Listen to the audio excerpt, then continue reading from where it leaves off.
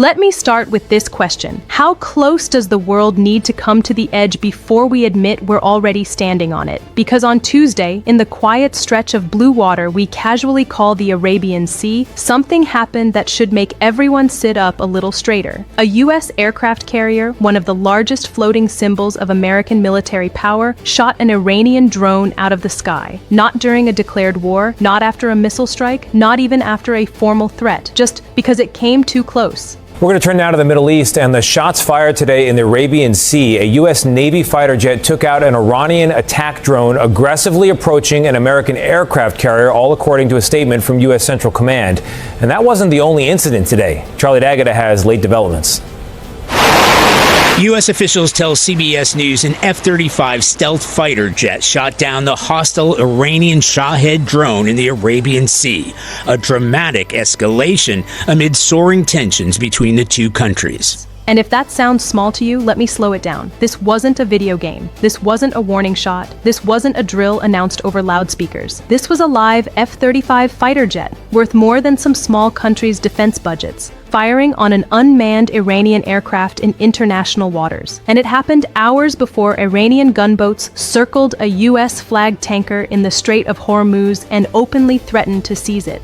Same day, same players, same message, and all of it unfolding just days before Washington and Tehran are supposed to sit across a table and talk things out. If you think that timing is accidental, I have a bridge in Brooklyn to sell you. Let's rewind to the first flashpoint. The USS Abraham Lincoln, a nuclear-powered aircraft carrier, was moving through the Arabian Sea, roughly 500 miles from Iran's southern coast. That's international waters. Neutral ground, no one's backyard. Then an Iranian drone appeared. Now, drones fly all the time in this region. Surveillance is normal. Everyone spies on everyone. It's like a neighborhood where every house has cameras pointed at every other house. But this drone didn't just pass by. According to U.S. Central Command, it kept flying straight toward the carrier, ignoring what they describe as de-escalatory measures. That phrase sounds polite. It's not. De-escalatory measures mean warnings, radio calls, signals, do not approach, the kind of messages that say, you're pushing this too far, back off. The drone didn't. And at a certain point, a warship doesn't wait to see how brave a drone feels today.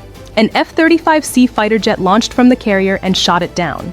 No Americans were hurt. No equipment was damaged. Clean, fast, clinical, and dangerously symbolic. Because when a drone falls out of the sky like that, it's not just metal hitting water. It's a message. Iran didn't deny the drone was gone. Instead, state-affiliated media calmly said they had lost contact with one of their IRGC drones during a reconnaissance mission over international waters. Lost contact. That's diplomatic language for it didn't come home. They also made sure to add something interesting. The drone had already transmitted its surveillance footage back to command. In other words, we saw what we wanted to see before you shot it down. That line matters more than people think, because it reframes the incident from Iran's perspective, not as a failure, but as a completed mission. And that's where the psychological chess game begins. Just hours later, and this is where things really start to feel tense, 2 Iranian gunboats appeared in the Strait of Hormuz. Now, pause here. The Strait of Hormuz is not just another stretch of water. It's the artery of the global oil market. About a fifth of the world's oil passes through that narrow corridor. If it sneezes, oil prices catch pneumonia. And moving through that strait was the MV Stena Imperative, a chemical tanker operated by Americans and flying the U.S. flag. International waters again. No violation, no provocation. Then the gunboats began circling.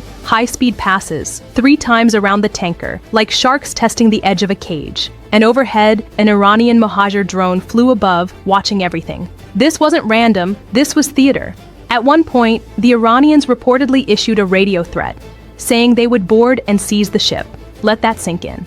A direct threat against a U.S.-flagged vessel in international waters. That's not a misunderstanding. That's a challenge. The U.S. military moved quickly. The destroyer USS McFall was dispatched to escort the tanker. U.S. Air Force assets provided defensive air cover. And just like that, the situation cooled. No shots fired, no boarding, no seizure. But don't confuse de-escalation with resolution. This wasn't peace, this was a pause. Now here's where the analysis matters. On paper, these are two separate incidents. A drone shot down near an aircraft carrier, gunboats harassing a tanker in the Strait of Hormuz. But in reality, they're part of the same conversation. Iran is signaling reach. The US is signaling limits. Iran is saying, we can touch you anywhere. The US is replying, but only up to a point. And that point is dangerous because it's invisible. Everyone involved is operating on assumptions about restraint, reaction times, and political appetite for escalation. And assumptions are how wars start by accident. All of this is happening as President Donald Trump weighs major decisions about Iran, including potential strikes, while also publicly claiming he wants a deal. That contradiction isn't new, but it's never been louder. On one hand, talks are scheduled. Diplomacy is still technically alive. On the other, military pressure is increasing. Red lines are being tested in real time. This is the part where history usually clears its throat. Because moments like this don't explode instantly. They simmer. They wait for one wrong call, one nervous commander, one misread radar screen. There's an old joke among naval officers. The most dangerous thing at sea isn't the enemy, it's pride. Right now, there's a lot of pride floating on very expensive ships, and none of it likes backing down. Here's the question that should bother you most. Why now? Why escalate days before scheduled talks? Because pressure before negotiations isn't accidental. It's leverage. Iran wants to walk into that room reminding everyone it can disrupt shipping, unsettle markets, and raise the temperature without firing a missile. The US wants to remind Iran that every move is being watched and answered instantly. This isn't chaos, it's choreography. But choreography can turn into collision very fast. As of now, the sea is calm again, ships are moving, oil is flowing.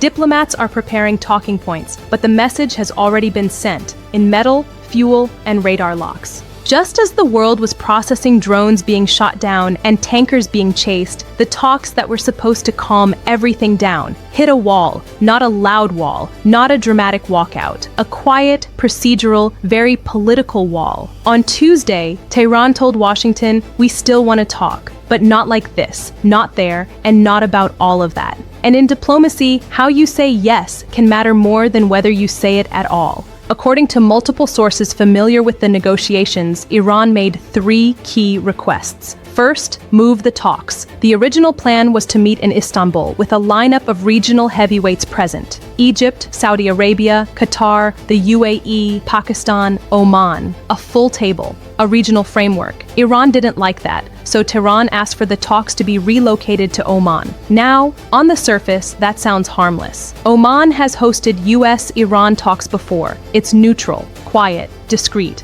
But diplomacy is never just about geography. Oman means fewer witnesses, less pressure, less regional choreography. Second request, exclude regional participants. In plain language, Iran said, this is between us and Washington. Everyone else can wait outside. That's a big deal, because regional countries aren't just observers here, they're stakeholders. They're the ones living under the shadow of Iranian missiles, proxies, and shipping disruptions. Removing them from the room simplifies the conversation, but it also narrows accountability. Third request, limit the scope of the talks to Iran's nuclear program only. No ballistic missiles, no regional proxy networks, no broader security issues, just nuclear. That's not a small adjustment, that's a fundamental reframing of what the talks are supposed to accomplish. The White House didn't slam the door. Instead, Press Secretary Caroline Leavitt delivered a statement that sounded calm but carried teeth. The talks, she said, are still scheduled as of right now. Then came the familiar phrase. The president has a range of options on the table, including military force. That line has become diplomatic background noise over the years. But in moments like this, it lands differently. Because while diplomats were rearranging seating charts, the US military was doing the opposite of slowing down. Over the past week, the US military has been quietly doing something very loud. It accelerated its buildup in the Middle East. The Lincoln Carrier Strike Group moved into the region, not alone, but with an entire ecosystem of power. FA-18 Super Hornets, F-35 Lightning II fighters, electronic warfare jets designed to blind radar and scramble communications. And that's just the air wing. On the water, 3 guided missile destroyers joined the picture, separate from the carrier group, including ships that had already been involved in escorting threatened commercial vessels. This is not a defensive posture that says, we're relaxed. It's a posture that says, we're ready, and we want you to know it. Here's where the analysis gets uncomfortable. Iran's demands aren't random, they're strategic. By limiting talks to the nuclear issue, Tehran is effectively saying, we'll discuss the thing you fear most, but not the things our neighbors fear every day. Ballistic missiles remain off the table. Support for proxy groups remains untouched. Regional influence stays unexamined. From Iran's perspective, this makes sense. From Washington's perspective, it's incomplete. And from the perspective of Middle Eastern allies who were supposed to be in the room, it feels like being told to wait in the hallway while decisions about your security are discussed inside. Some American officials have quietly raised a concern that never shows up in press releases. What if Iran is using diplomacy not to resolve tensions, but to delay consequences? It's an old tactic in international politics. Talk long enough, negotiate carefully, request adjustments. Meanwhile, time passes. And time, in this case, allows military programs to advance, positions to harden, and pressure to slowly redistribute. That doesn't mean talks are meaningless, but it does mean talks can be weaponized. Another detail matters here. 2 of the key U.S. figures involved in this diplomatic effort arrived in the region on Tuesday, not to meet Iran, but to meet Israeli officials. That's not accidental. Israel is not at the negotiating table, but it is never far from the conversation. Every shift in venue, every narrowing of scope, every delay is being analyzed not just in Washington and Tehran, but in Jerusalem. And Israel's tolerance for uncertainty is limited. President Trump summed up the moment in a way only he can. We're talking to Iran, he said, and if we can work something out, that'll be great. Then came the pivot. And if we can't, probably bad things would happen.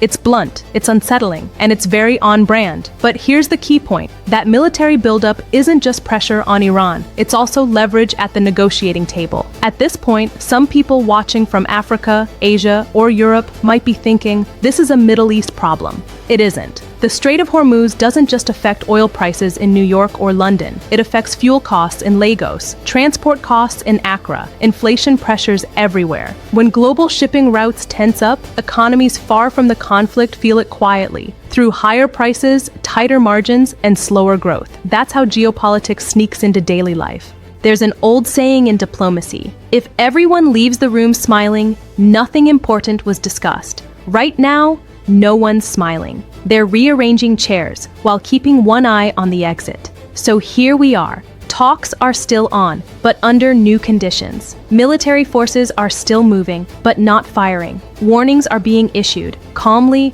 repeatedly. This isn't peace, and it isn't war. It's the narrow, tense space in between, where decisions matter most. If diplomacy succeeds, these incidents will be remembered as close calls. If it fails, they'll be remembered as early warnings everyone saw and hoped away. History rarely announces itself loudly. More often, it whispers first, through drones, radio calls, and last-minute changes to meeting locations. The question isn't whether something could happen. The question is whether restraint holds longer than pride. Now I want to hear from you. Do you think Iran is serious about diplomacy or just buying time? Should the US accept narrower talks or walk away? Drop your thoughts in the comments. If this analysis helped you see the bigger picture, support the work by liking this video and subscribe to the channel so you don't miss what happens next, because this story is far from over.